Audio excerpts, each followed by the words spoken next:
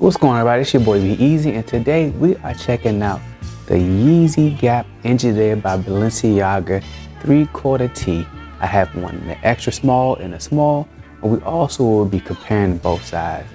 With all that being said, let's get to the heat. Now, looking at the shirt, the one I have, you have the small Gap logo in the middle. Inside, you have the Yeezy Gap logo in blue. This one is the extra small, and it's made in the USA. Looking at it, nothing in the back. You have your 3/4 sleeves, and the collar is well made. It's like a stretchy material, like a bungee material collar. Also at the end of the sleeve, the cuffed. Nice thick cuff. Definitely like the stitching. This price point of $120 for this one.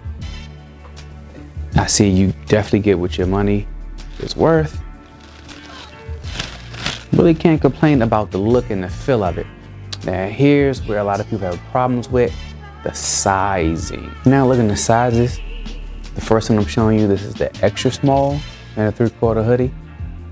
And you can see how far the sleeves actually go down my arm.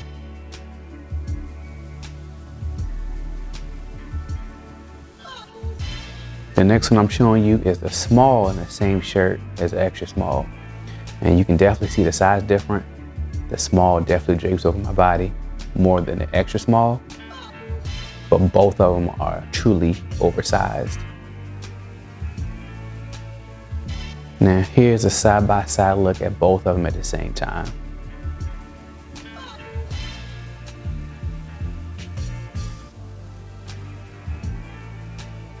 Now to me, they were meant to be layered.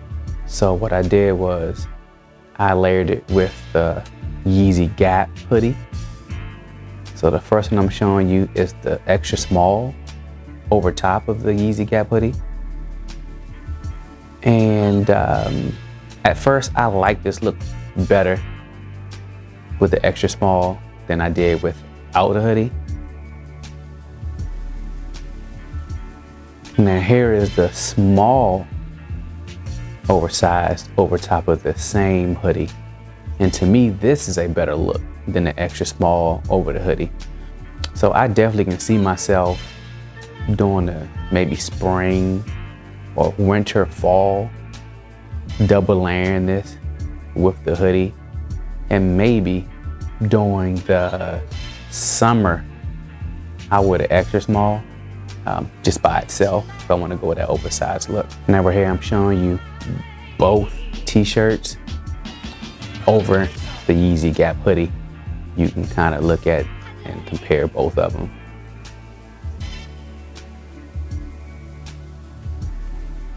Now, when I first got it, first look, I thought they were very oversized. I thought it was a mistake, but after doing my research, I started looking at some of the photos he had prior to these coming out.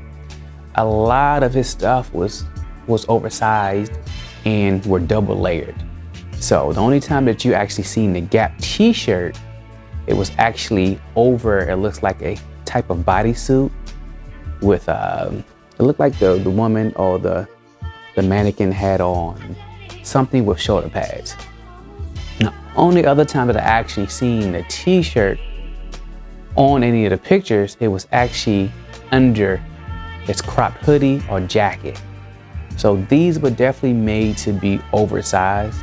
Like I said before, I can see myself wearing the extra small by itself, but when it comes to the colder months, I can see myself wearing the small over the Yeezy Gap hoodie. They were not cheap, engineered with Balenciaga. Their shirts were $120.